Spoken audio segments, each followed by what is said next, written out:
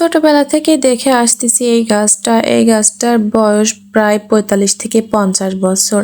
এত বড় গাছ হইছে, এত মোটা দেখেই আপনারা বুঝতে পারতেছেন অনেক বড় কিন্তু গাছ। সেই গাছটা কিন্তু আজকে কেটে দেয়া হচ্ছে। আমাদের মাথার উপরে যে একটা ছায়ার মতো গাছ ছিল, আমরা কারেন্ট চলে গেলে বা গরমের দিনে এই গাছের নিচে কিন্তু বসে থাকতাম। অনেক ভালো লাগতো। আর এমন একটা প্রাকৃতিক বাতাস হতো এই গাছ থেকে। আমাদের এইখানে পিছন সাইডে কিন্তু অনেক সুন্দর একটা প্রাকৃতিক পরিবেশ ছিল। গাছটার জন্য ছাদের উপরে কিন্তু ছায়া হতো। এখন হয়তো নতুন পাতা গজাচ্ছে জন্য পাতাগুলা বোঝা যাচ্ছে না। যখন পাতা ওঠার পরে গাছ একদম আলো হয়ে থাকতো, সারাদিন পাতা পড়তো, দেখতে অনেক সুন্দর দেখা যাইতো।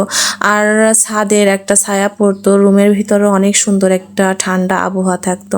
সেই ঠান্ডা আর আবহাওয়া পাবে না বাড়ির লোকজন, সবাই অনেক মিস করতেছে। এই গাছটা কিন্তু কেটে দেয়া হচ্ছে। আমি ছোট থেকে দেখে আসতেছি এই গাছগুলা অনেক মোটা মোটা গাছ, আর আপনারা তো দেখে বুঝতে পারতেছেন একদম পুরা সার হয়ে গেছে গাছগুলা।